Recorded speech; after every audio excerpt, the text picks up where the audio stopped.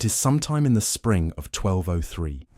The sun is almost directly overhead, blazing down on a flat stretch of open sand in the heart of central Mongolia, a place the sources call Khalakhaljid. The horses are lathered and trembling. The men have not eaten properly in days. And Temüjin, the man the world will one day call Genghis Khan, the man who will go on to build the largest contiguous land empire in the history of human civilization, is standing in the middle of what might very well be the last hour of his life. His scouts come riding in hard, leaning low over their horses, kicking up great plumes of sand. They pull up in front of him and deliver the news in the clipped, urgent language of men who know there is no time to waste. 3 directions. Dust clouds from 3 directions. The coalition army of Wang Khan Toghrul, the most powerful ruler on the Mongolian steppe. The man Temüjin has called father for the better part of 30 years, is closing in from multiple angles simultaneously. This is not a pursuit. This is an encirclement. And riding alongside Toghrul's silk banners are the banners of Jamukha. Jamukha, the man who was once Temüjin's closest companion in the entire world. His sworn blood brother.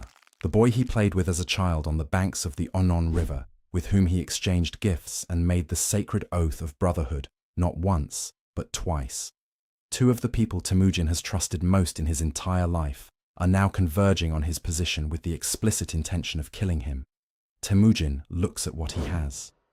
A few thousand men, drastically, almost absurdly outnumbered by estimates somewhere around 3 to 1. His great general Gelmay has taken position at the rear to buy time against the encircling forces. Somewhere out there in the forming battle line is Temüjin's 17-year-old son Ogedei, riding into the fight beside his father, not yet knowing that before this day ends, he will take an arrow in the neck and vanish into the chaos of a broken army. Nobody standing on that sand knows yet that the boy who might die today is the same boy who is destined 23 years from now to inherit the greatest empire the world has ever seen and finish the conquest of China. The dust clouds grow larger. You can hear the sound before you can see the riders, that deep rhythmic thunder of thousands of hooves on packed earth and sand. Now, I want you to hold the image of Temüjin standing on that sand for a moment, because this is the question I want us to explore together for the next hour or so. How does the man who went on to conquer roughly a quarter of the Earth's land surface end up here? Not defeated by some great foreign power, not outmaneuvered by a military genius with superior technology, but cornered in the desert by his own surrogate father, his own blood brother, his own uncles, the people who were supposed to be his at the moment when he seemed to finally have everything within reach. And more importantly, what does surviving that moment do to a person? What does it carve into you permanently and irreversibly when the people you trusted most leave you to die in the sand? And then what happens when you come back from it? Before we go any further, if you are new to this channel, hit that subscribe button right now, because this is exactly what we do here. Deep dives. The real stories behind the history you think you know. And to everyone watching, drop a comment right now, telling me where in the world you are watching from and what time it is there. I love knowing who is on the other side of this screen. Seriously, do it now. I read every single one. Now. Let's go back to the beginning of how this particular catastrophe came to be. Now, you already know who Temüjin is. This channel has been through his story before, and if you've been watching for any length of time, you understand the arc born in poverty and chaos. Father poisoned by rivals. Before Temüjin was old enough to do anything about it, family abandoned on the steppe, years of struggling, fighting, climbing. We're not going to retread all of that today, because what I want to focus on is something more specific and more intimate. I want to talk about one relationship, a single human relationship, because understanding it is the only way to understand why what happened in 1203 landed the way it did. Not just strategically, personally, psychologically, in ways that shaped everything that came after. Temüjin's father, Yesugei, had an Anda, a sworn blood brother. His name was Toghrul, and he was the Khan of the Kurultai, the largest, wealthiest and most powerful tribal confederation in central Mongolia. The Kurultai were not a minor steppe band. They were a sophisticated political entity with trade connections to the Jin dynasty of northern China, with Christian communities within their ranks, with a court culture and a tradition of alliances that put them in a different category from the smaller tribes scrambling for position around them. Toghrul was a big deal, and Yesugei's relationship with him was a significant asset, the kind of connection that could mean the difference between survival and destruction on the medieval Mongolian steppe. When Yesugei was poisoned and died, and Temüjin's family was abandoned by their tribe and left to fend for themselves, that connection went dormant. Temüjin spent his childhood and adolescence in something close to poverty, building his base from almost nothing. But when he began to accumulate enough warriors and enough reputation to start thinking about bigger things, he went to Toghrul. He presented gifts. He invoked the bond between their fathers. And Toghrul, impressed by the young man's courage and audacity, agreed to extend his protection. What followed was one of the most effective patron-client partnerships the steppe had ever seen. Temüjin needed legitimacy and resources. Toghrul needed a capable military commander who could extend Karaite power without challenging Karaite authority. They fought side by side. They rescued Berta together when she was kidnapped by the Merkit. They crushed the Tatars. They pushed back the Naiman. Every campaign strengthened both of them. And in campaign after campaign, Temüjin's genius, his ability to inspire loyalty in men from every tribe, his tactical creativity, his almost supernatural calm under pressure, became more visible and more valuable. And Temüjin genuinely called Toghrul father, not as a diplomatic formality. The sources are consistent on this. The relationship had real emotional content for Temüjin. This was a man who had grown up without a father, who had been abandoned, who had built his entire philosophical and emotional world around the concept of loyalty. And here was this powerful older man who treated him like a son, fought alongside him, trusted him. For Temüjin, that was precious beyond calculation. But here is what I think was always the underlying tension, and what I think Toghrul either couldn't see clearly or refused to acknowledge. The relationship was creating someone who was going to outgrow it. Every year, Temüjin's personal following grew. In every campaign, more warriors chose Temüjin over their own tribal chiefs. The meritocratic system he was building, promoting based on ability and loyalty rather than bloodline, was drawing people in from across the steppe. By the early 1200s, if you asked the average Mongolian warrior who was the more formidable figure, Toghrul or Temüjin, the honest answer was becoming increasingly complicated. And then came the marriage proposal. Temüjin proposed a match between his eldest son Yoshi and Toghrul's daughter, a standard mechanism for formalizing alliances between powerful steppe families. On paper, it was a reasonable offer. It was the kind of arrangement that these two families, given their history and their relationship, might naturally be expected to make. Toghrul refused, and the way he refused is what matters.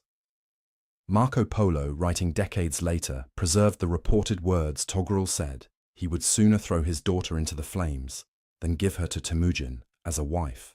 Now I want you to really sit with that phrasing for a moment, because it tells you something that all of Toghrul's subsequent friendly words and diplomatic overtures never managed to hide. Despite 30 years of partnership, despite everything they had built together, despite all the times Temüjin had bled for him and made him powerful, Toghrul still saw Temüjin as beneath him, as a useful instrument that had gotten above itself, as a man of common origins who needed to be reminded that aristocracy was not something you could earn, only something you could be born into. That right there, that contempt, that is what started the War of 1203. Not military strategy, not resource competition, not territorial ambition.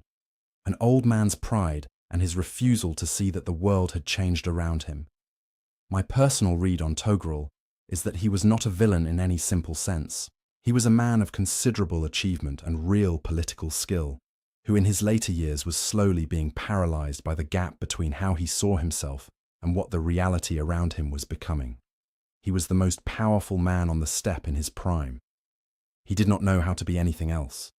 And watching Temüjin rise threatened to make him into something he had no psychological framework for. Second, enter Sengum, Toghrul's son. If Toghrul is a tragic figure, a great man slowly undone by his own fear, then Sengum is something less sympathetic and more dangerous, a man of mediocre talent who believed with complete sincerity that he deserved everything his father had built, and who burned with resentment at any evidence that other men were more capable than he was. Sengum had watched his father's relationship with Temüjin for years with a mixture of jealousy and alarm. Warriors who should have been loyal to the Kerit throne were loyal to Temüjin personally. His father's military successes had increasingly come through Temüjin's generalship. In Sengum's mind, Temüjin wasn't an ally. He was a parasite slowly replacing the Kerit from the inside. So Sengum did what insecure powerful men always do when they feel threatened by someone more capable. He worked the back channels. He went to his father again and again and told him that Temüjin's marriage proposal was not an expression of alliance, but a calculated maneuver, a foot in the door, the first step toward co-rulership toward Temüjin, eventually positioning himself to inherit the Kerit succession entirely. Whether Sengum genuinely believed this or was manufacturing a pretext is a question the sources don't definitively answer. But Toghrul, already uneasy, already feeling the ground shift, listened, and eventually he decided, "Now Jamukha, I genuinely cannot do this story justice without spending real time on Jamukha because he is one of the most fascinating and most underappreciated figures in all of medieval history, and the fact that most people in the Western world have never heard his name is frankly a failure of the way we teach this period." Jamukha was Temüjin's from childhood. They played together as boys on the Onon River. They swore the blood brother oath twice, in fact the second time, with a more elaborate ceremony than the first. By every contemporary account, Jamukha was extraordinarily charismatic, intellectually quick, with a gift for military command and political maneuvering that made him Temüjin's equal on most days, and arguably his superior on some. In a different version of this story, if the historical dice had fallen differently at a handful of key moments, Jamukha could very easily have been the one who unified Mongolia. He had almost everything it required. What he lacked ultimately was the thing that Temüjin had in abundance, and that no amount of tactical brilliance could substitute for the ability to inspire men to give him their absolute personal loyalty. Temüjin had a quality, scholars have struggled to name it precisely, that made men want to follow him, not out of obligation or fear or calculation, but out of genuine devotion. His Nukod, his sworn companions, loved him. They would do things for him that went beyond any rational cost-benefit analysis. Jamukha's followers respected him, served him, and feared him. But when things got difficult, they calculated. And calculation under pressure tends to produce defection. The two men's philosophical differences came to a head gradually over the years, then all at once. By 1201, Jamukha had declared himself Gurkhan, a title, meaning something like supreme ruler of all, and assembled a coalition of tribes opposed to Temüjin's centralizing campaign. Temüjin crushed it, but Jamukha slipped away. Again, he had a maddening talent for escaping the consequences of his own ambitions. By 1203, Jamukha had been reduced to a shadow of his former power, but he was still alive and still motivated, and he retained enough connections across the steppe to be a useful partner for anyone who wanted to stop Temüjin, which is exactly what made him attractive to Toghrul and Sengum. The three men, the aging Khan consumed by fear, the jealous son consumed by resentment, and the brilliant rival consumed by decades of unresolved competition, formed the core of a coalition, and they were not alone. This is the detail I keep coming back to when I think about how devastating 1203 must have felt to Temüjin personally. Among the conspirators were three of his own uncles, his mother's brothers, men who had watched him grow up, who were blood family by the most direct definition. They looked at the situation, made their calculation, and chose the other side. When you understand that Temüjin's entire value system was built around loyalty, that the thing he rewarded most fiercely and punished most severely was loyalty and its betrayal respectively, the participation of his own uncles in this conspiracy is not just a military problem. It is a statement about the world, a confirmation of something Temüjin had probably already suspected, but had never had confirmed so brutally, that blood by itself meant nothing. That was the only loyalty you could trust, the loyalty that had been tested. The coalition's strategy was sound in its logic and clever in its execution. They did not want to meet Temüjin in an open-pitched battle. Why would they even outnumber Temüjin on a flat battlefield with time to prepare was a terrifying proposition. He had spent 20 years developing tactical innovations that no one on the steppe had an adequate answer to the feigned retreat designed to break enemy formations. The coordinated archery assault, the ability to maintain discipline and unit cohesion under conditions that caused other armies to fragment. No, the plan was to use deception. Lure him in close, get him away from his main force, spring the trap before he can respond. The exact mechanism of the lure is debated across the sources. Some suggest a fabricated peace overture, others an invitation to a celebration or meeting. But the intent was consistent across all accounts. Get Temüjin somewhere isolated, surround him and kill him. Clean and final. It should have worked. It came very, very close to working. The plan was by every measure excellent. The participants were the most powerful coalition the steppe had assembled in years. The timing was well chosen. The element of surprise was in their favor. It should have worked. Except for two men named Badai and Kishlik. Badai and Kishlik were herdsmen, not warriors, not nobles, not commanders or advisors or men of any particular standing in the social hierarchy of the Mongolian steppe. They were, by the standards of that world, essentially anonymous, the kind of men whose names do not normally appear in chronicles, whose decisions do not normally alter the course of history. But they heard the plan. The exact circumstances are not entirely clear from the sources. They were likely present in some service capacity when the conspiracy was being organized close enough to overhear what was being arranged and specific enough in their understanding to grasp what it meant. And they made a decision. They rode to warn Temüjin. I want to dwell on that decision for a moment because I think we tend to gloss over it as a convenient plot point rather than the extraordinary human choice that it actually was. In the spring of 1203, Temüjin was not yet the unquestioned master of the steppe. He was a powerful warlord, yes, but he was about to be attacked by a coalition that included the most prestigious ruler in Mongolia. Going to warn him meant choosing a side in a conflict whose outcome was genuinely uncertain, exposing yourself to the wrath of Toghrul and Sengum if things went wrong, and accepting that your life, and possibly your family's lives, were now staked on the survival and gratitude of the man you were riding to save. Why did they do it? The sources don't give us a detailed psychological portrait of Badai and Kishlik. We don't have their letters or their diaries. We have only the fact that they went. But I think we can make a reasonable inference they had heard enough about how Temüjin treated the people who were loyal to him. They had seen or heard about the way he rewarded ability and courage regardless of birth.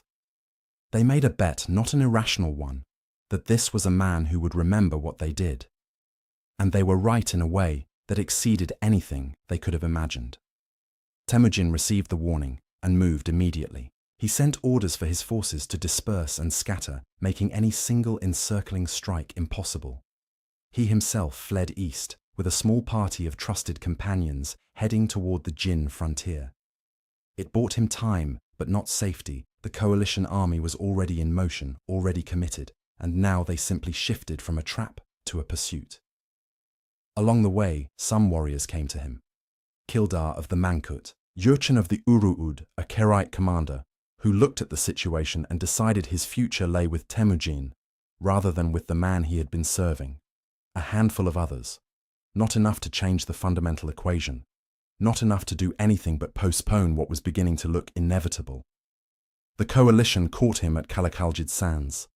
And before I take you into the battle itself, here is the promise I want to make. At the great Kurultai of 1206, when Temüjin stood before every tribe of Mongolia as their ruler, when he was distributing the honors and titles and ranks of the new empire he had built, he called Badai and Kishlik forward by name, in front of everyone, and he elevated two herdsmen, two anonymous servants to ranks equal to his greatest generals. Not as a sentimental gesture, as a declaration of principle. Remember that moment. It will matter at the end of this story. Let's walk through what actually happened at Kalakaljid Sands, because this battle rewards careful attention, not just as military history, but because the decisions made during those hours by Temüjin, by his commanders, by Toghrul, by an obscure Karaite warrior named Jurshideh, are each individually significant, and together they add up to something that goes well beyond the tactical outcome. The halt. Temüjin's force reached the sands and stopped. This was not simply the exhaustion of beaten men collapsing where they stood, though the exhaustion was real. It was a calculation. His horses had been pushed hard during the retreat from the failed ambush, and cavalry without fresh horses is dramatically reduced in combat effectiveness. The sandy terrain offered its own logic. Open sand is difficult ground for the kind of sweeping, enveloping cavalry maneuvers that Mongolian and Karaite horsemen excelled at. If you are going to fight at a 3-to-1 disadvantage, you want terrain that reduces the enemy's ability to use that advantage in movement. The sand was a leveler, not enough of one, but something. Detection.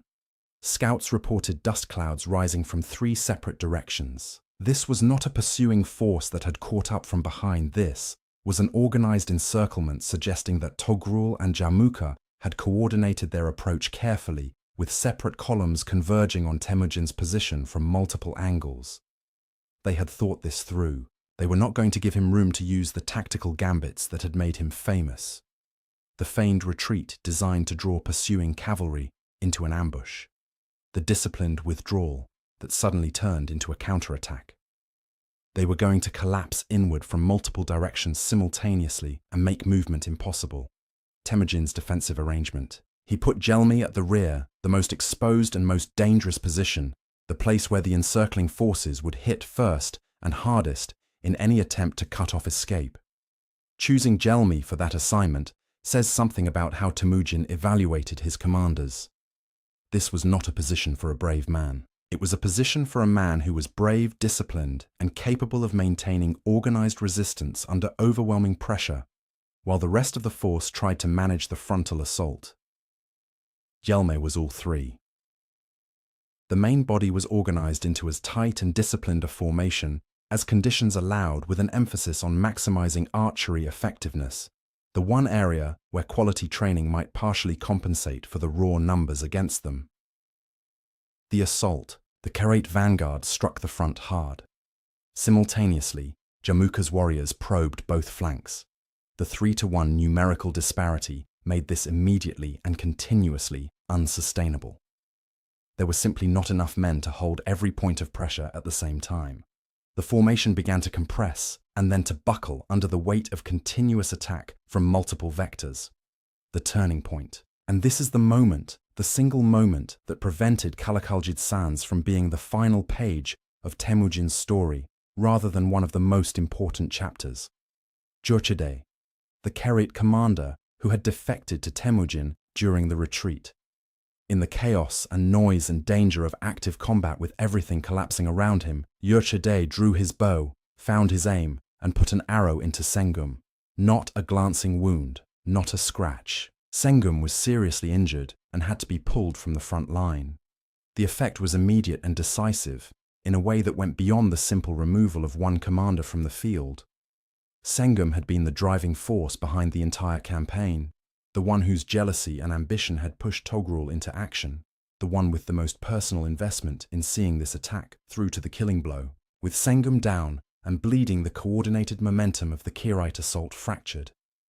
And then Toghrul made the decision that I find most inexplicable in this entire story. He chose not to pursue.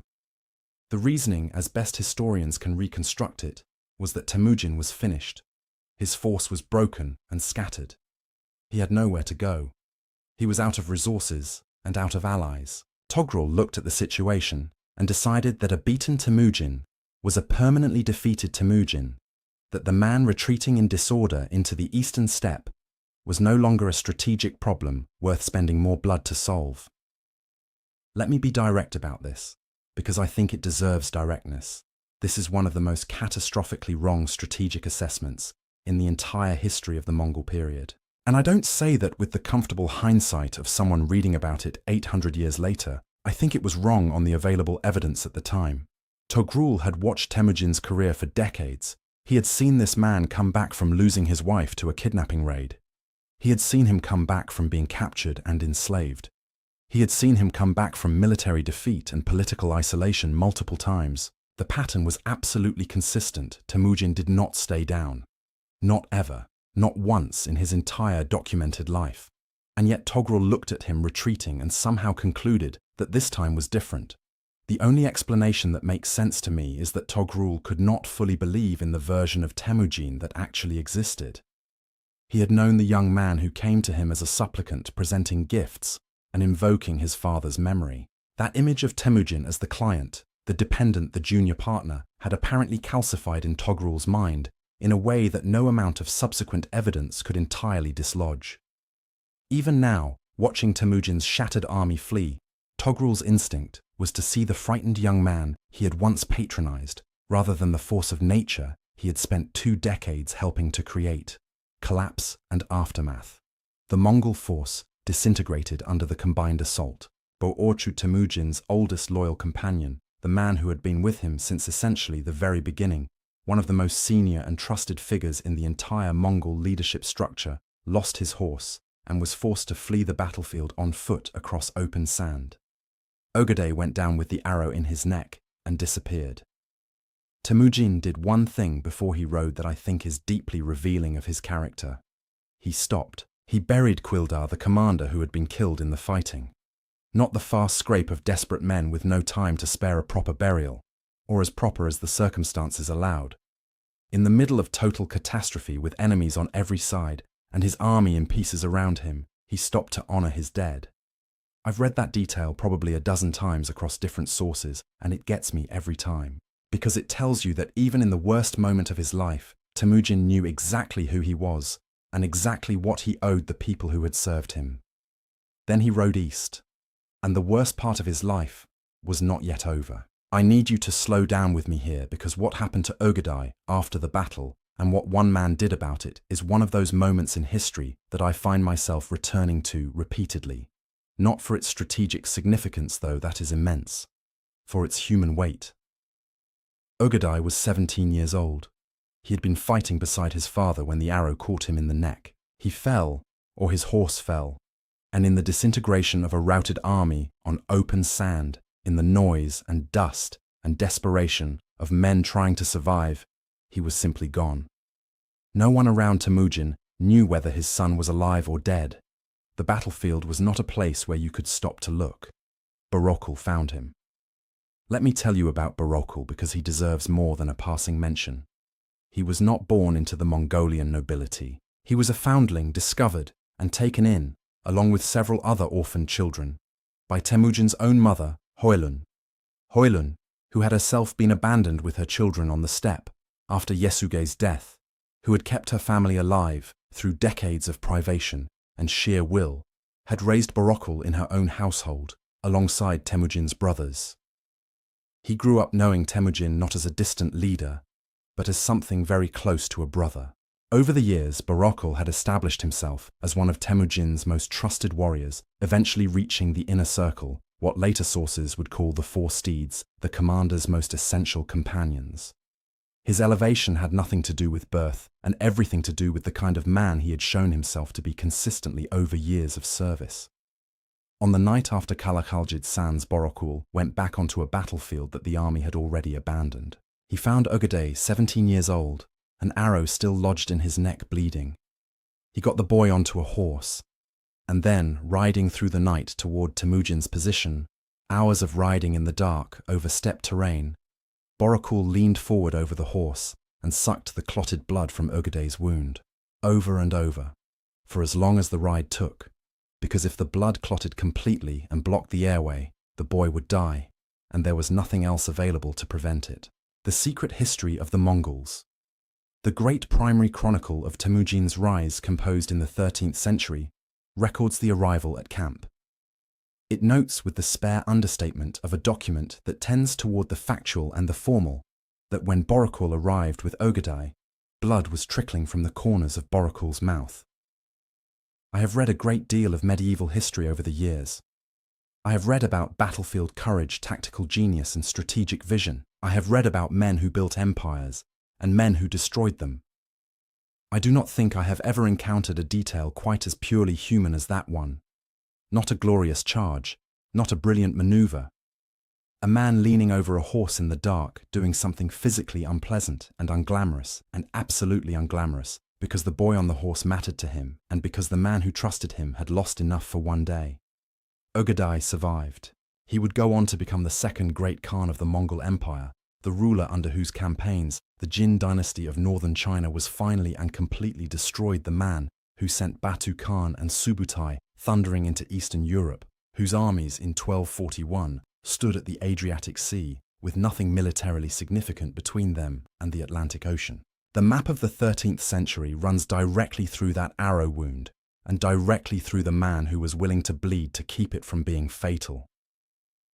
If this story is doing what I hope it's doing, making history feel like it actually happened to real people who made real choices, I'd love it if you'd hit the like button. It helps this channel reach more people who want this kind of storytelling. And if you've been meaning to subscribe for a while, right now is the moment. After Kalakaljid Sands, Temüjin rode southeast with whoever remained. North was the Karaite territory. West was dangerous. South offered the possible sanctuary of the Jin frontier if things got truly desperate. East was space, open, empty space in which a broken man with a broken army might find time to think. Messengers went out to whoever could still be reached. Survivors made their way to the rallying point by ones and twos. Temüjin gathered what he could gather. The numbers that came in were devastating. From an army that had numbered in the tens of thousands at its height, an army that Temüjin had spent 20 years building through extraordinary effort and extraordinary personal sacrifice, he was now reduced to between 2,000 and 5,000 men, depending on which source you trust. Some accounts likely referring only to the inner circle of sworn companions and company commanders, rather than the total force put the number at 19. Whether that figure is literally accurate or symbolically approximate, it captures the essential truth: Temüjin had almost nothing. His forces eventually reached a body of water called Baljuna, a lake, a river, or possibly a seasonal water source in southeastern Mongolia. And here is something that I find quietly remarkable. After 800 years of scholarship, no one has definitively identified where Baljuna was. Historians have proposed the Kalka River, a tributary of the Ingoda Lake Balzino in Buryatia. None of these identifications has achieved consensus. The place where the Mongol Empire arguably began, the place where its founding oath was sworn, is somewhere on the map of Mongolia, and we cannot point to it with certainty. There is something almost appropriate about that. The most important moment in the formation of the greatest land empire in history happened somewhere unrecorded and unwitnessed, in a landscape so empty that the specific location got lost in the centuries. History's most consequential campfire. The men were starving. And the sources are consistent on this across both the Chinese and Persian accounts, a wild horse appeared. Just there on the steppe near their camp, as if the eternal blue sky had sent it. Temüjin's brother Khasar hunted it down. They cooked the meat the way nomads in extremis had always cooked, on the steppe, heating stones in fire, until they were nearly incandescent, then dropping them into a container made of horsehide to bring the water to a boil. They ate the flesh. And the water at Baljuna was muddy, silted, contaminated, the kind of standing water that will kill you almost as surely as dehydration if you drink it untreated. So, they used the intestines and filtration organs of the horse to make it safe enough to consume. 17 men from 9 tribes, 2 of them Mongol, eating horse meat and drinking filtered mud water at the edge of the known world. And then, Temüjin raised his hands to the eternal blue sky Tengri, the sky god of the Mongolian tradition, the divine force above all forces, and he swore. The Yuan Shi, the official Chinese dynastic history compiled in the 14th century, preserves the substance of what he said. If he completed the great work, he would share everything with the men standing with him at that moment. Not some of it. Not the surplus after the nobles and the family had taken their share. Everything equally with the people who had chosen to be there when being there was the worst possible strategic bet. Now let me tell you precisely who was standing there, because the composition of this group is not incidental to the story. It is the story. Of the approximately 19 men who swore the Baljuna Covenant, the Baljunatu, as they came to be called, only 2 were ethnically Mongol: Temüjin himself and his brother Khasar. Everyone else came from somewhere else. Khitans from the northeastern frontier, Tanguts from the south, Kereit from Toghrul's own tribe men who had defected, Naiman from the Western Steppe traditional enemies, Central Asians, possibly even men from the subcontinent. 9 different clans represented in a group small enough to fit around a single fire. And their faiths. Temüjin was a devout adherent of Tengrism, the sky worship of the Mongolian tradition. Among the 19 were 3 Muslims. Several Christians. Nestorian Christianity had a significant presence among the Kereit and other steppe tribes. Buddhists, all of them raised their hands together to swear the same oath to the same purpose under a sky that each of them understood differently. I want to give you the historian Jack Weatherford's framing of this moment because I think it's the best one available. He called the Baljuna Covenant a type of brotherhood, akin to modern civic citizenship, loyalty based not on ethnicity, not on religion, not on bloodline or birth, or the accident of which tent you were born in, but on personal choice and personal commitment. You are here. You chose to be here when you could have been somewhere else. That choice is the bond. Think about how radical that is. This is the year 1203. The world operates on kinship, on tribe, on the rigid inherited hierarchies that determine who owes what to whom before anyone has made a single decision for themselves. And here is Temüjin having lost everything he had built within that system, articulating a completely different principle. You are not my man because of who your father was. You are my man because you are here. Because you chose this. And if we succeed, everything will be shared equally among everyone who made that choice, regardless of whether you are a Muslim merchant from Central Asia, or a Kereit Christian, or a nomadic Buddhist from the Western Steppe. The historian John Mann described the Baljuna Covenant as the proto-government of a proto-nation. I think that's exactly right. This was not just a desperate oath sworn in extremis. This was the conceptual foundation of everything the Mongol Empire would become: inclusive, meritocratic, diverse, by design, and held together by personal loyalty rather than ethnic solidarity. And it is worth noting with considerable irony that the Baljuna Covenant was deliberately omitted from the secret history of the Mongols, the great 13th century epic poem that is our primary Mongolian source for this period. Historians are fairly confident the omission was intentional. The author of the secret history was deeply invested in a Mongol nationalist narrative, the story of Temüjin's rise as the fulfillment of Mongolian destiny.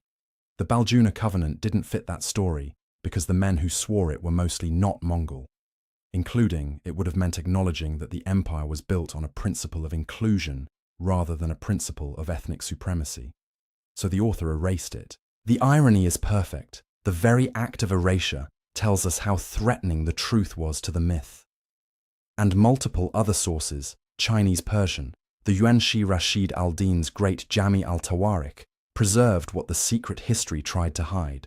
Temüjin spent the summer of 1203 doing what he had always done when left with almost nothing. He worked.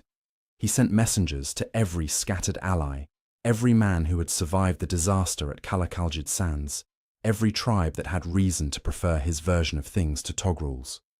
He waited for the survivors to find their way to him. He recruited. And something fascinating was happening in his favor on the other side of the ledger, completely independent of anything he was actively doing. Toghrul was falling apart. The coalition that had looked so overwhelming in the spring of 1203 began to dissolve almost immediately after the battle. Jamukha, who had never been a reliable long-term partner for anyone and who had his own agenda that extended well beyond simply defeating Temüjin, quietly distanced himself from the Kereit. Internal Kereit politics, always volatile, and now made more so by Sengum's wound and his resulting paranoia, became increasingly dysfunctional. The Kereit court, which had operated on a complex web of internal alliances and obligations, began to fracture along lines that Toghrul's erratic decision-making was accelerating rather than managing. And here is the thing that Toghrul consistently failed to understand about the world he had helped to build. The warriors who served him were not loyal to the Kereit institution in the abstract. Many of them were loyal to specific qualities, capability, generosity, the promise of advancement that they had increasingly come to associate with Temüjin rather than with their nominal overlord. Word was spreading about the Baljuna Covenant. about the oath Temüjin had sworn to share everything equally, about the kind of leader he had been and promised to continue to be, and warriors who had every reason by the conventional steppe calculus to stay with the winning side began to make a different calculation. They started riding east. Defections came in not as a flood, but as a steady, meaningful trickle. Each one mattered militarily. Each one mattered more as a signal. By autumn of 1203, Temüjin had rebuilt a force capable not just of defense, but of offense. And he moved. The decisive battle came at the Jejea Heights on the lower Kurlan River. The sources describe it as lasting 3 days hard-grinding, brutal fighting, with neither side able to quickly overwhelm the other. This was not the clean, decisive engagement that Kalakaljid Sands had been. This was a test of will as much as a test of arms. And at the end of it, the Kerit broke.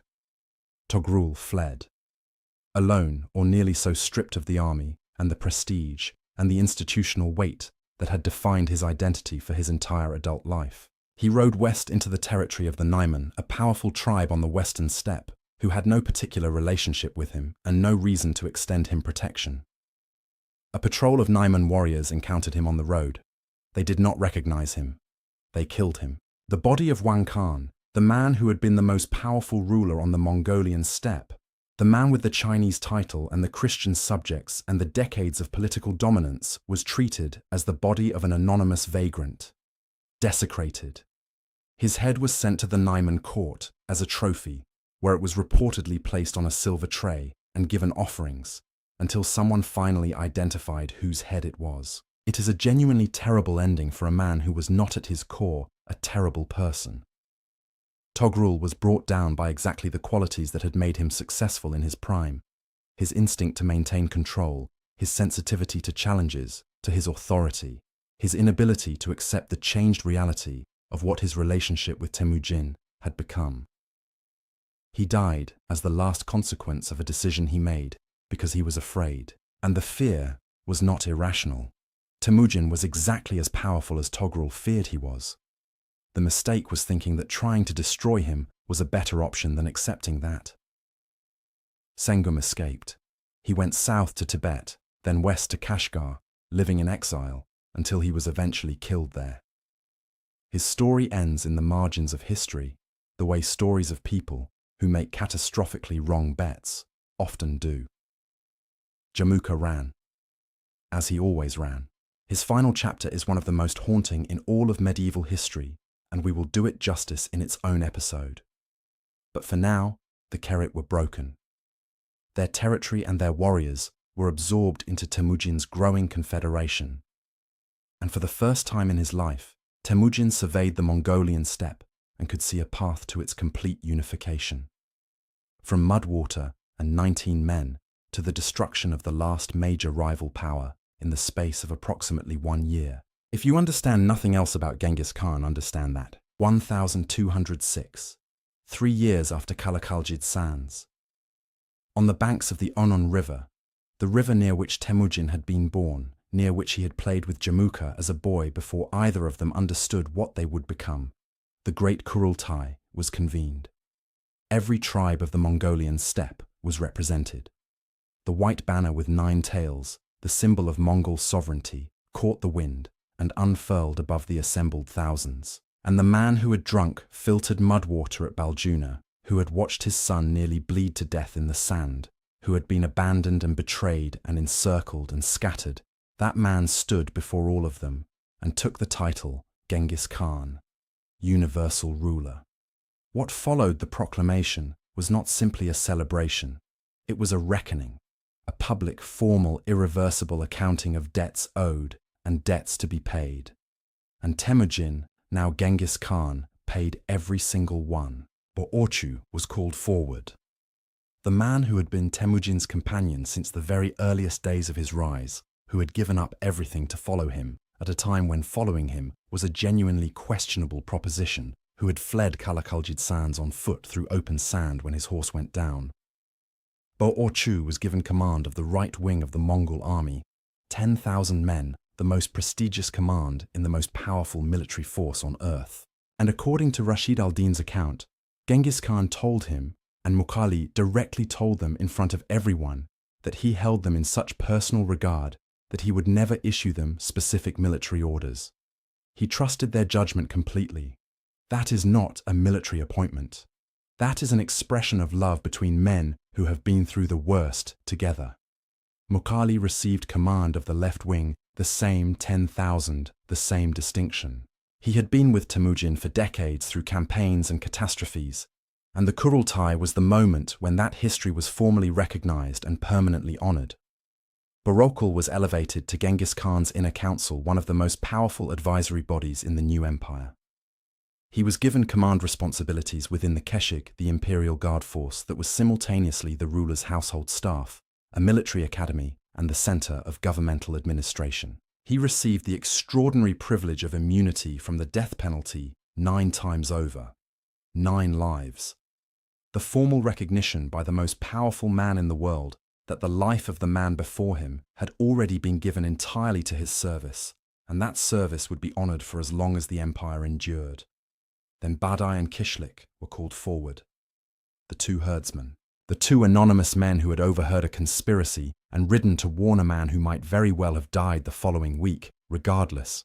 They stood before the assembled nobility of all Mongolia, before every Khan and every commander and every warrior who had earned their position through years of military service, and Genghis Khan gave them ranks and honors equal to his greatest generals.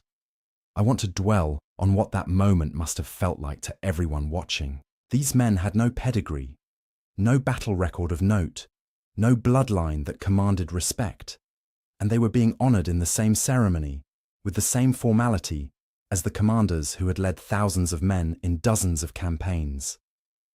The assembled aristocracy of Mongolia was watching 2 herdsmen receive the same honors as its military elite. That is not just gratitude.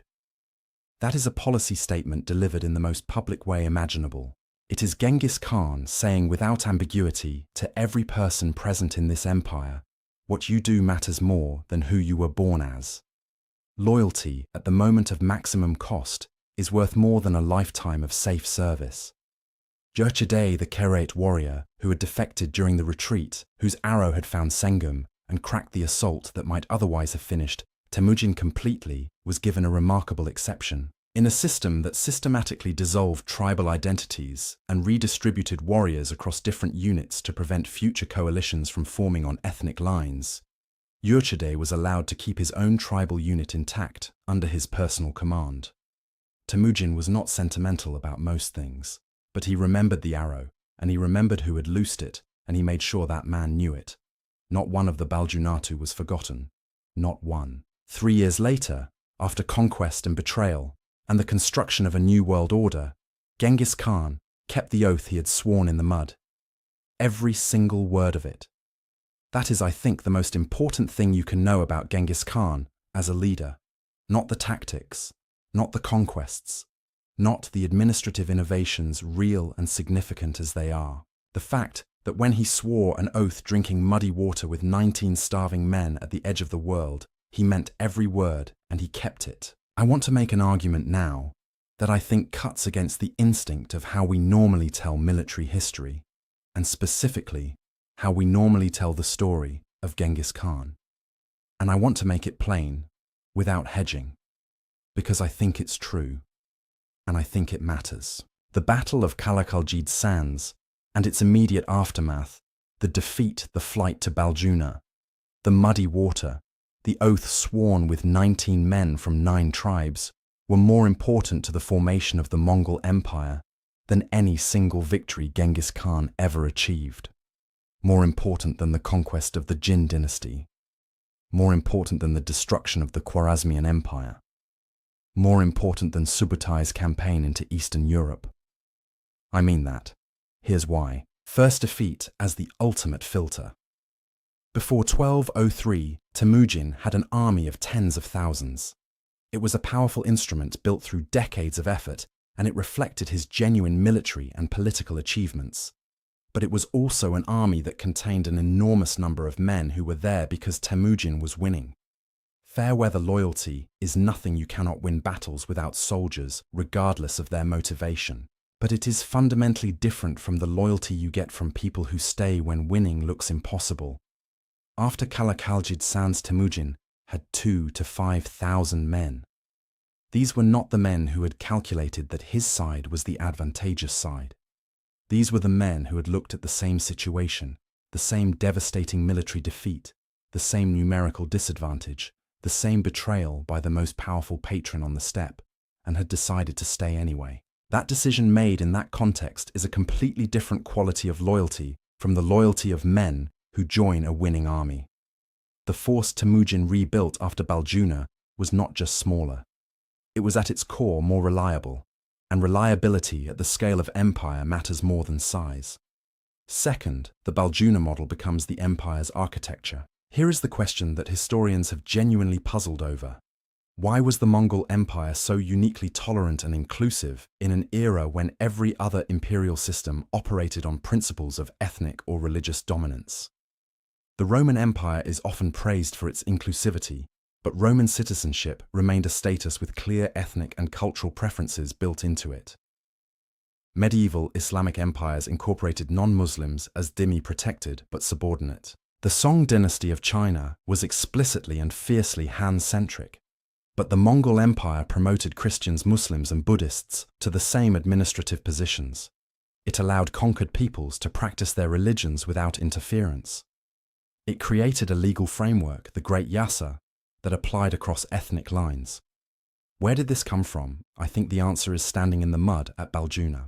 Temüjin looked around at the 19 men sharing his oath and his misery, and he did not see 9 tribes and 3 religions.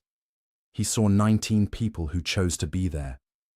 That experience, repeated, formalized, elevated into the founding mythology of the empire, became the template for everything that followed. The Baljuna Covenant was not just a promise of shared wealth. It was a prototype of a new kind of political community. And when Temüjin built an empire, he built it according to that prototype. Third, and this is the counterintuitive one, what Toghrul's betrayal actually gave Temüjin. Follow this with me for a moment. If Toghrul had stayed loyal, if he had accepted the marriage proposal, if the relationship had continued on its existing trajectory, what would have happened? Temüjin would have continued building power within the existing framework of steppe politics.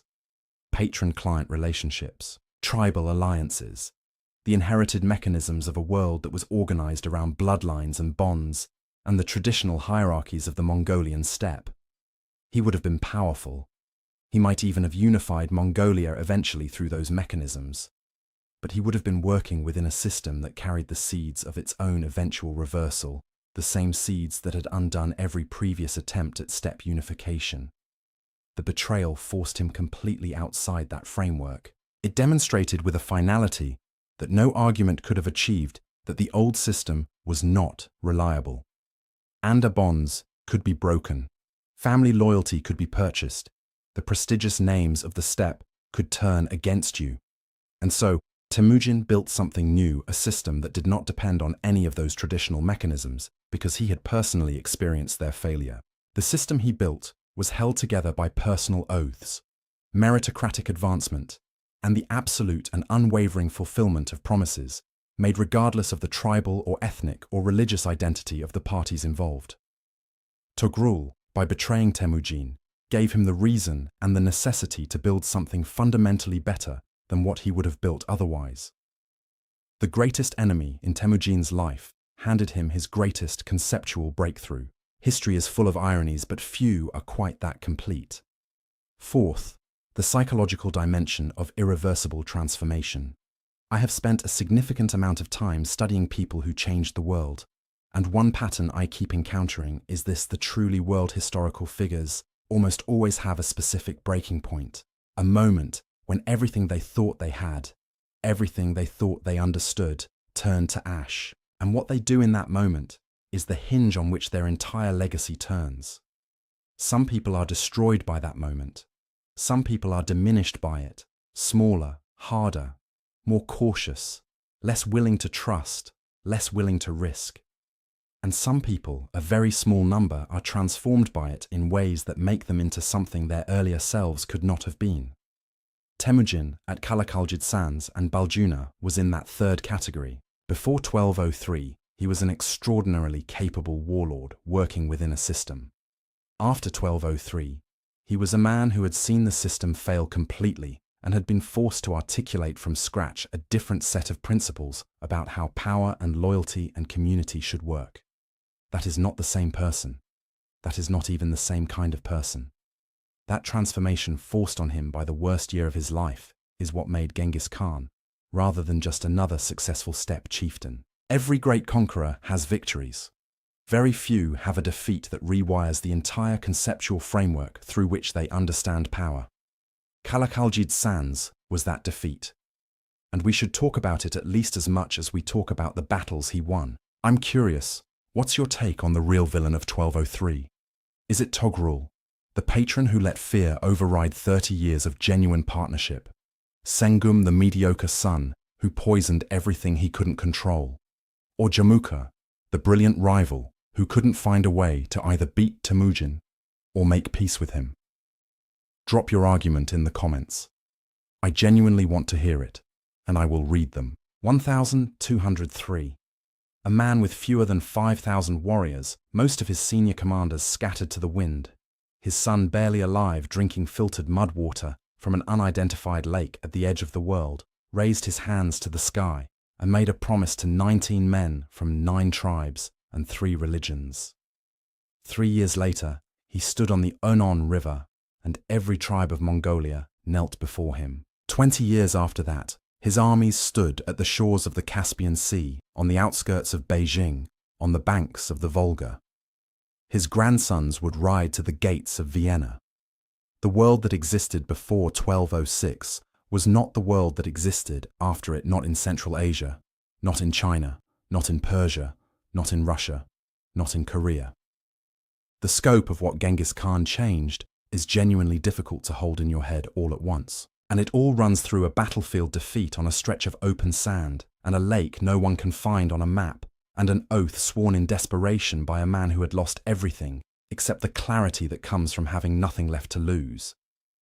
Kalakaljid Sands did not defeat Genghis Khan. It made him. The sand stripped away every contingent thing the political alliances built on mutual advantage. The supporters who were there because he was winning the inherited frameworks of a world that had already proven it could not hold him, and left only the essential. A small group of people who chose to be there, an oath sworn with full knowledge of the cost, and a man who never forgot what he owed the people who made that choice. That is the story I wanted to tell you today. I hope it landed the way it landed for me the first time I really sat with it. If this video gave you something, a new angle on a story, you thought you knew a detail you had never heard before, or simply the experience of spending an hour with history that feels like it actually happened to real people making real choices, please hit the like button. I know everyone says that, but I mean it specifically.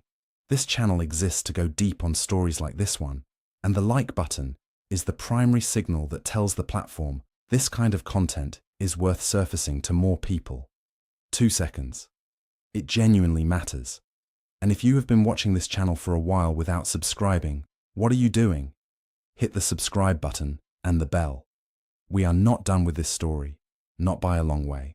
Jamukha's final end is one of the most haunting, most philosophically rich endings in all of medieval history, and I cannot wait to take you through it.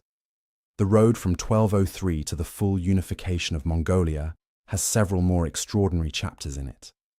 And beyond that, the campaigns that followed the world that Genghis Khan and his generals built and broke open, there are years of stories here, and we are going to do every one of them justice.